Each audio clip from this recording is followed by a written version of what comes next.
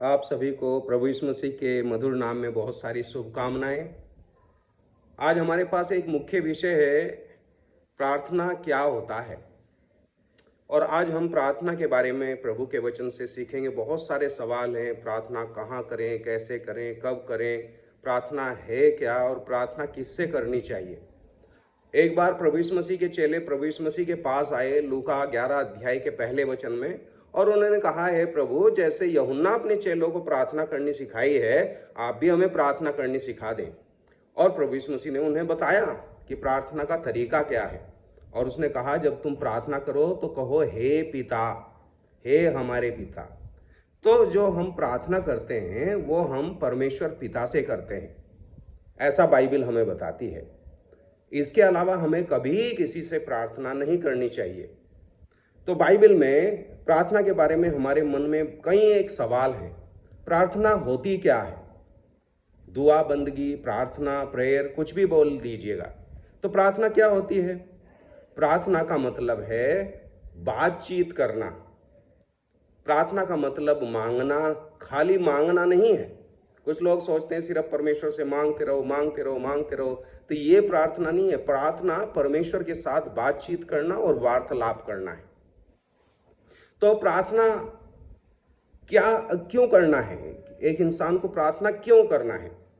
और मैं आपको बताना चाहता हूं कि जैसे मछली बिना पानी के नहीं रह सकती, ऐसे एक सच्चा भक्त वो बिना प्रार्थना के, दुआ बंदगी के नहीं रह सकता। तो ये प्रार्थना करना हमारे जीवन का अभिन्न अंग है, उसके बगैर हम रह ही नहीं सकते। तो प्रार्थना कैसे करें? और प्रभु यीशु मसीह ने उसके लिए मत्ती 6 अध्याय के 5 वचन में कहा है कि जब तुम प्रार्थना करो तो कपटियों के समान न करो, जो लोगों को दिखाने के लिए आराधनालयों में और सड़कों के मोड़ों पर खड़े होकर उन्हें प्रार्थना करना अच्छा लगता है। तो पहली बात मैं आपको बताना चाहता हूं कि प्रार्थना कभी भी दिखावटी ना हो। किसी को दिखाने के लिए प्रार्थना ना करें, एक्सपोज ना करें, ना दिखाएं कि आप बहुत बड़े भक्त हैं। और लोग हमेशा प्रार्थना लोगों को दिखाने के लिए करते हैं, लेकिन यहाँ प्रभु यीशु मसीह ने जो हमें पैटर्न दिया, तरीका बताया कि जब तू प्रार्थना करे तो कपटियों जैसी या पाखंडियों जैसी प्रार्थना ना करें। तो बाइबल बताती है हमें प्रार्थना कैसे करना चाहिए, और उसने बता दिया है कि जब प्रार्थना करो तो कैसे प्रार्थना करो? गुप्त में प्रार्थना करो। गुप्त में प्रार्थना करनी है। मेरे भाई बहनों, प्रभु यीशु मसीह का जीवन अद्भुत जीवन था। जब वो बहुत बड़ी भीड़ में होते थे तो वो 1 मिनट की प्रार्थना करते थे, सिर्फ बहुत छोटी सी प्रार्थना, बहुत छोटी सी आराधना, रोटी ली, धन्यवाद करके थोड़ी और उन्हें दे दिया, ऐसी। लेकिन जब वो अपने चेलों के साथ होते थे तो वो बहुत देर तक प्रार्थना करते थे। उनमें भी जब उसके सिर्फ 3 चेले होते थे, पतरस, यूहन्ना, याकूब, तो और लंबी प्रार्थना करते थे। और जब वो इकले होते थे तो पूरी रात प्रार्थना करते थे। मेरे भाई बहनों, हमारे यहाँ उल्टा है। जब हम इकले होते हैं तो 1 मिनट की प्रार्थना, जब हम प्रभु के संतों के साथ होते हैं तो हमारी प्रार्थनाएं लंबी होती हैं, और जब मंडली होती है और हजारों की भीड़ होती है तो हमारी प्रार्थना बहुत लंबी होती है। तो पैटर्न गलत है।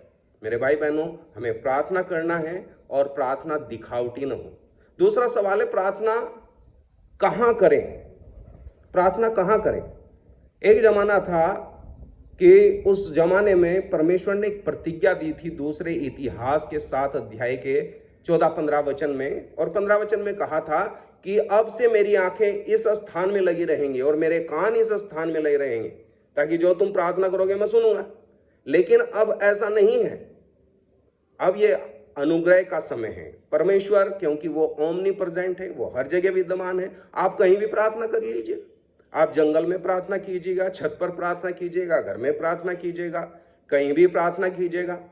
तो प्रार्थना आप हर जगह कर सकते हैं। लेकिन प्रभु यीशु मसीह ने मत्ती 6 अध्याय के 6 वचन में कहा है कि जब तू प्रार्थना करे तो अपनी कोठरी में जा और द्वार बंद कर और गुप्त में पिता से प्रार्थना कर, तुझे वो गुप्त में प्रतिफल देगा। अर्थात प्रभु का जो योजना है वो ये है कि आप बिल्कुल प्रभु यीशु के साथ, परमेश्वर के साथ, पवित्र आत्मा जी के साथ बिल्कुल इकले में मिले और उससे इकले में अपने दिल की बात कहें। तो ये प्रभु ने अपने लोगों को सिखाया है।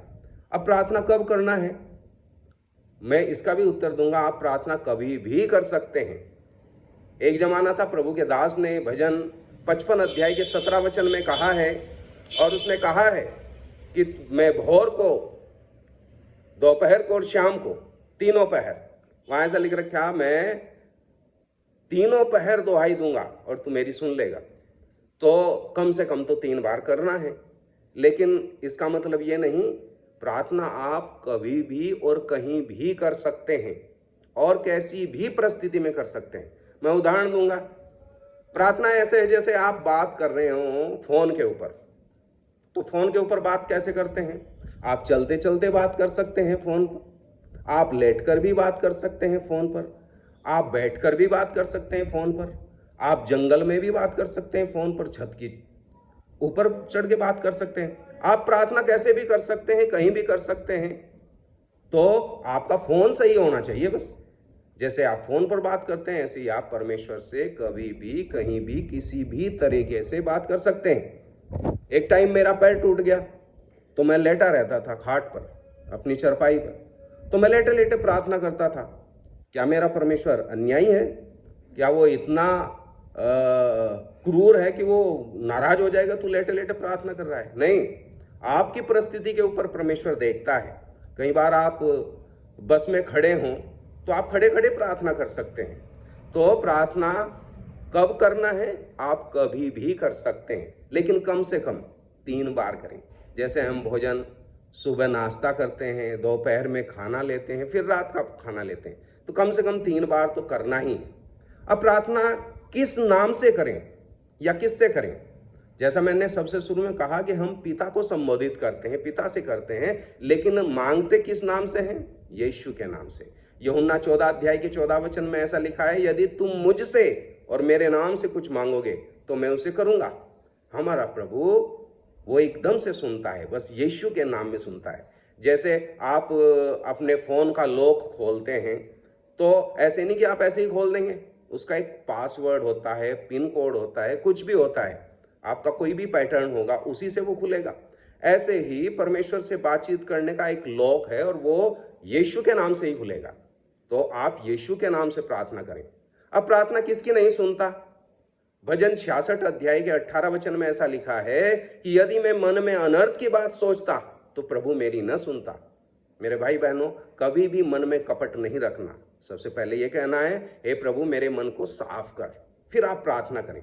और आज हमने छोटा सा अध्ययन लिया, हमें प्रार्थना तो जरूर करना है।